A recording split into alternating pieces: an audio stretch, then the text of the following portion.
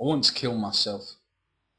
You must have heard someone, or possibly thought it yourself before. But at some point in the lives of millions of people around the world, depression and suicide can consume or at least toy with the mind.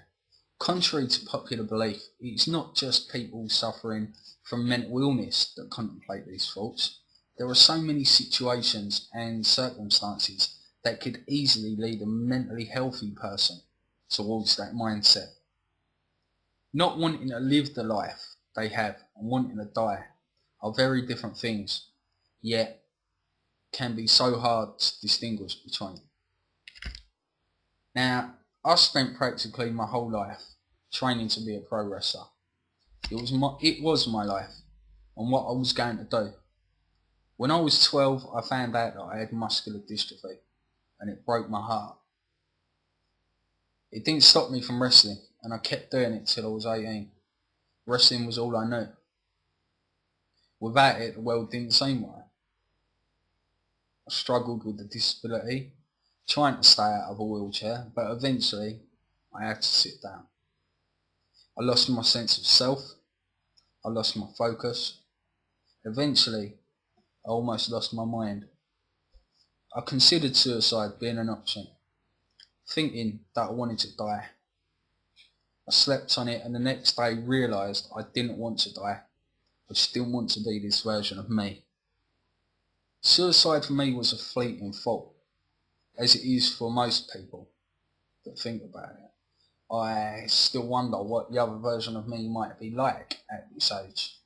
However, I don't hate being this version of me anymore. And I'm not happy to be like this, not by any stretch, but I am at least content. There is always somebody worse off than you. I know you must have heard that before, but it is quite true, except for the poor bugger on the bottom of that list. I wouldn't like to be him.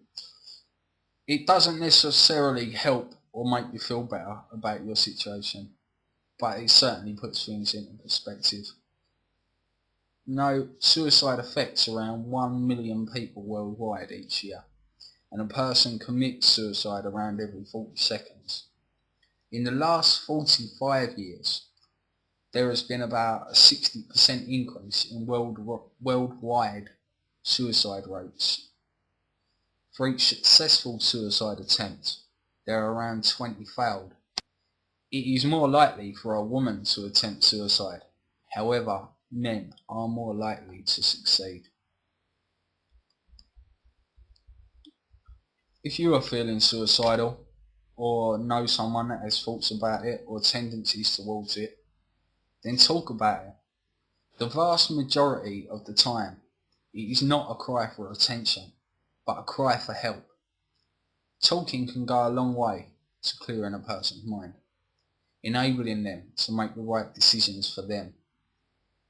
Even if they still feel that suicide is the way forward, it is the individual's right to make that choice. Your family and friends wouldn't leave you to drown if you couldn't swim, and they won't leave you to drown in depression. If you don't feel you can talk to your family and friends, then phone the Samaritans or a suicide line or some sort of counselling hotline. They will not judge you. They will not tell you what to do. They will help you make your own decision, whatever that may be. It is an individual's choice to make that decision. I say, don't lay down, don't tap out, just keep fighting. Within everyone, there is strength to keep on going. There is a light above the darkness. Whatever it is, whatever you call it, whatever gets you through the day. For me, it's friends and family and the desire to do something with my life, rather than waste it.